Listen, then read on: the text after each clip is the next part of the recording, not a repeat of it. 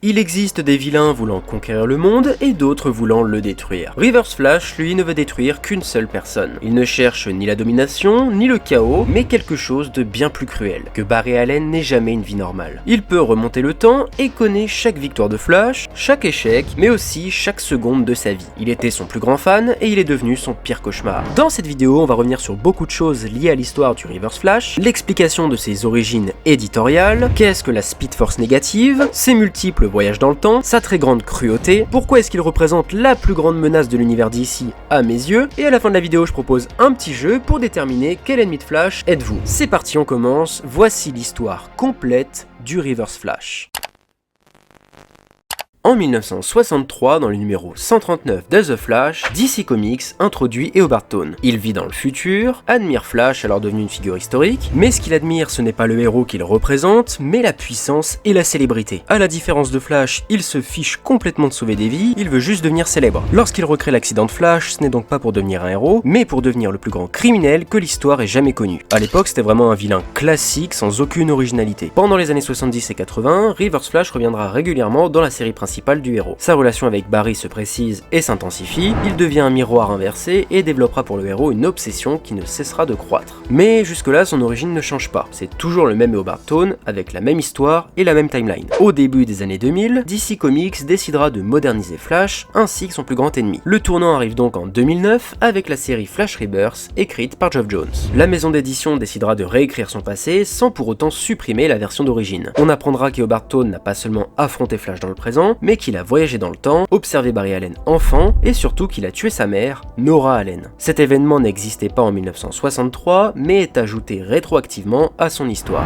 Officiellement, c'est donc toujours le même Reverse Flash, mais désormais il devient la cause de la création de son héros. Son origine de 1963 existe toujours, mais elle est désormais entourée de couches temporelles ajoutées après coup. Et lui seul garde la mémoire de ces versions contradictoires. Avec des événements comme Flashpoint, les multiples crises et les reboots, beaucoup de personnages sont réinitialisés, mais pas Reverse Flash. Son passé est instable, mais sa conscience reste intacte. Il devient alors une anomalie temporelle. Pour résumer simplement, Reverse Flash est donc né en 1963 comme un ennemi classique, et il a évolué pendant des décennies sans que son origine ne change. Puis, dans les années 2000, ses propres voyages dans le temps ont transformé et modifié son passé. Aujourd'hui, il n'a plus d'origine stable, ni même de début clair à son histoire.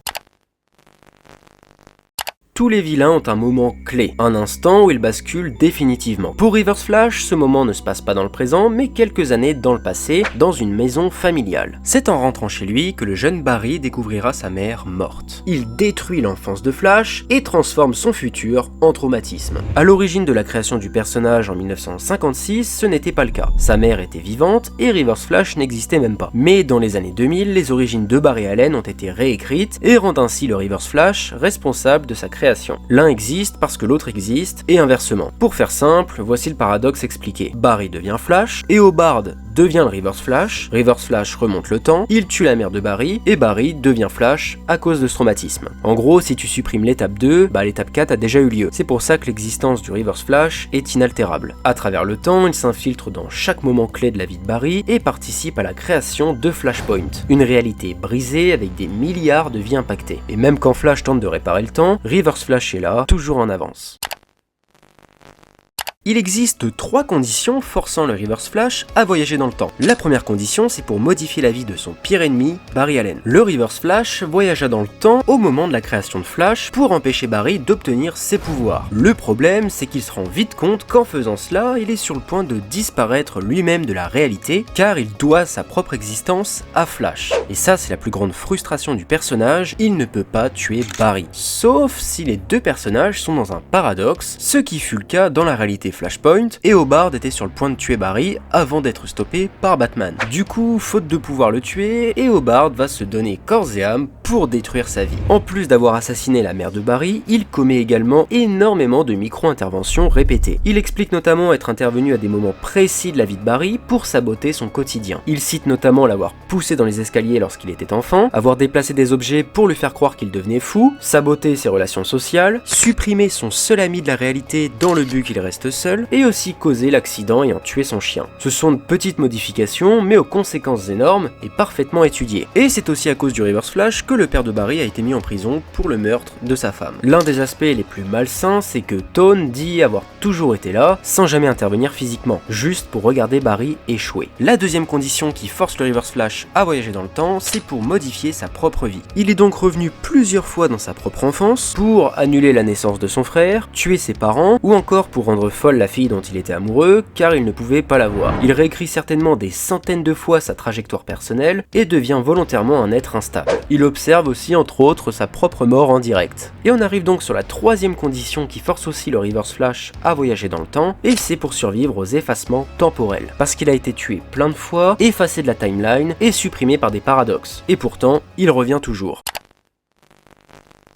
Qu'est-ce que la Speed Force négative? Là où la Speed Force classique est naturelle et équilibrée, la Speed Force négative est créée par Eobard et est alimentée par ses émotions négatives. Comment a-t-elle été créée? Lorsqu'Eobard recrée l'accident de Flash, il n'entre pas réellement en communion avec la Speed Force originale, et ce à cause de sa jalousie et de sa haine envers Barry. Il génère donc à ce moment précis une force opposée, la Speed Force négative. Que lui permet de faire la Speed Force négative? Cette énergie lui permet de voyager dans le temps plus facilement car elle n'obéit pas aux mêmes règles que la Speed Force classique. Flash, lui, doit faire attention aux paradoxes, tandis que Reverse Flash peut modifier des événements sans être immédiatement effacé. C'est pour ça qu'il peut intervenir encore et encore dans le passé. Ça lui permet aussi de résister aux réécritures de la timeline, conserver ses souvenirs et revenir d'entre les morts. Et sinon, hormis toutes ses capacités liées au voyage temporel, il peut aussi faire beaucoup de trucs de zinzin, comme par exemple devenir intangible, accélérer le vieillissement de n'importe qui, et même s'infiltrer dans l'esprit et le corps d'une personne.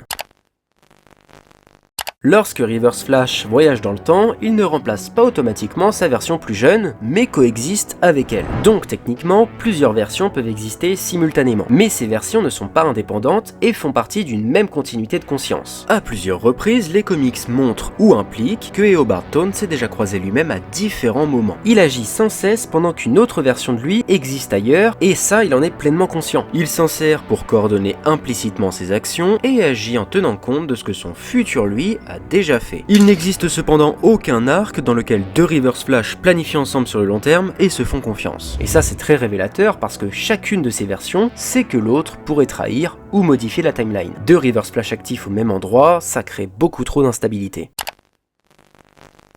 DC regorge de menaces absolues. Des dieux, des tyrans, des forces cosmiques, mais comment vaincre un ennemi qui connaît chaque seconde de ta vie et qui est partout à la fois? Reverse Flash détruit les certitudes, s'attaque à ton enfance, tes souvenirs, tes relations et à ta propre identité. C'est du harcèlement éternel. C'est un ennemi qui ne peut pas disparaître définitivement, il est toujours là, quelque part.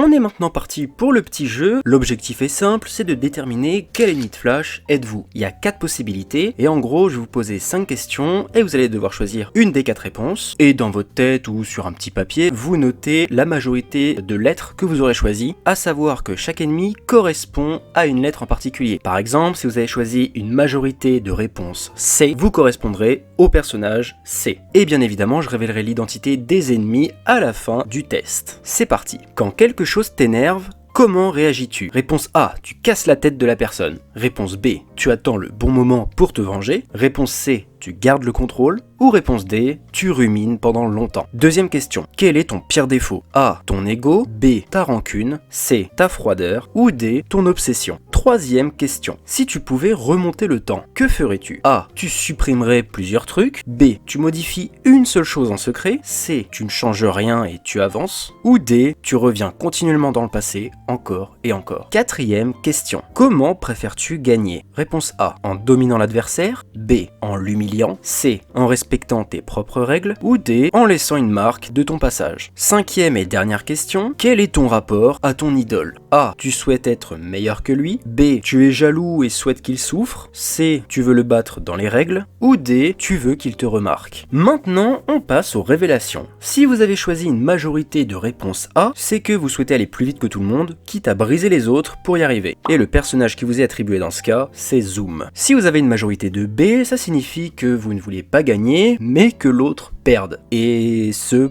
pour toujours. Et le personnage est le Reverse Flash. Si vous avez une majorité de C, c'est que vous n'êtes pas fou, mais que vous avez juste vos propres règles. Et votre personnage, c'est le Captain Cold. Et pour finir, si vous avez une majorité de D, c'est que le chaos n'est pas une fin, mais un moyen d'exister pour vous. Et votre personnage attribué est dans ce cas le Trickster. Voilà, cette fois c'est la fin de la vidéo, j'espère que le petit jeu vous a plu. Encore une fois, j'essaierai d'en placer dans toutes les vidéos, faut que le jeu soit évidemment en lien avec le thème de la vidéo. Dites-moi en commentaire quel personnage vous avez eu, et si vous avez apprécié la vidéo, ça me ferait très plaisir, et ça m'encourage à continuer, et ça aide la chaîne. Sur ce, je vous laisse, c'était Pyro, ciao ciao.